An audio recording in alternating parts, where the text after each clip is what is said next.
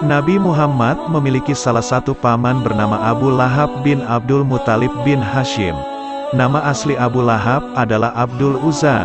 Lahab berarti yang menyala-nyala. Sebutan itu disematkan sebab ketika kecil dikenal dari wajahnya yang tampak cerah. Allah Subhanahu wa Ta'ala melaknat Abu Lahab. Namanya bahkan diabadikan melalui surah Al-Lahab yang terdiri atas 5 ayat. Asbabun nuzul surah itu diterangkan Imam Bukhari yang meriwayatkan dari Ibnu Abbas. Konteksnya adalah sesudah Nabi Muhammad menerima wahyu pertama. Awalnya, Rasulullah melakukan dakwah secara sembunyi-sembunyi. Selang waktu kemudian, turun surah Asy-Syu'ara ayat ke-214 yang artinya, "Dan berilah peringatan kepada kerabat-kerabatmu yang terdekat." Maka, Nabi Muhammad pun mulai menyebarkan risalah Islam secara terbuka. Suatu hari, Rasulullah naik ke atas bukit Safa lalu memanggil orang-orang Quraisy untuk berkumpul. Saat mereka telah berkumpul, Nabi Muhammad lalu berkata, "Sekiranya saya sekarang mengatakan kepada kalian bahwa pasukan musuh akan menyerang kalian di pagi ini atau sore ini, apakah kalian akan mempercayainya?" Mereka serentak menjawab, "Ya." Rasulullah lalu berkata, "Sesungguhnya saya sekarang memberi peringatan kepada kalian terhadap akan datangnya azab yang pedih." Mendengar ucapan Nabi Muhammad tersebut, Abu Lahab langsung menyahut, "Celaka engkau, apakah hanya untuk menyampaikan hal ini engkau mengumpulkan kami?" Muhammad Husain menggambarkan Abu Lahab adalah seorang laki-laki berbadan gemuk dan cepat naik darah. Mendengar respons pamannya itu, Rasulullah terdiam. Dilihatnya pamannya itu. Sesudah itu Allah Subhanahu wa Ta'ala melalui Jibril menurunkan surah Al-Lahab kepada Nabi Muhammad. Surah Al-Lahab sendiri secara harfiah berarti gejolak api atau sabut. Pada ayat keempat dan 5 disebutkan firman Allah Subhanahu wa Ta'ala yang artinya, "Dan begitu pula istrinya, pembawa kayu bakar, yang di lehernya ada tali dari sabut." Maknanya, istri Abu Lahab kelak juga akan merasakan siksa api neraka. Riwayat Ibnu Jarir yang sampai kepada Yazid bin Zaid menyebutkan, suatu ketika istri Abu Lahab menebarkan duri-duri ke jalan yang biasa dilalui Nabi Muhammad. Tidak lama kemudian, turunlah surah Al-Lahab, ayat pertama hingga 4. Rabi'ah bin Ibad bercerita pengalamannya yang kala itu masih jahiliyah. "Saya melihat Rasulullah di pasar Zimajas, terus mengajak masyarakat, 'Wahai manusia, ucapkanlah la ilaha illallah, kalian akan beruntung.'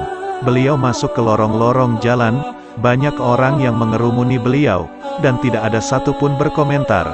Sementara beliau tidak henti-hentinya menyatakan, 'Wahai manusia, ucapkanlah la ilaha illallah, kalian akan beruntung.' Hanya saja di belakang beliau ada orang yang wajahnya sangat putih. Jambulnya menjuntai, itulah Abu Lahab. Dia selalu mengatakan, dia itu sabi, pembawa agama baru, pendusta." Saya bertanya, "Siapa ini?" Mereka mengatakan, "Muhammad bin Abdillah. Dia mengaku jadi nabi." "Lalu siapa yang menyebutnya dusta?" tanyaku.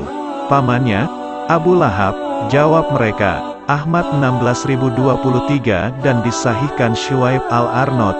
Nabi Muhammad disebut sabi karena beliau membawa ajaran agama baru yang tidak dikenal masyarakatnya.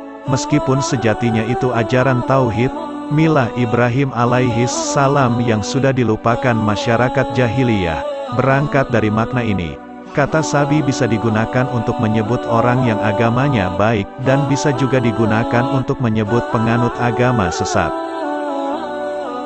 Matinya Abu Lahab, sekadar diketahui, surah Al-Lahab turun 10 tahun sebelum matinya Abu Lahab.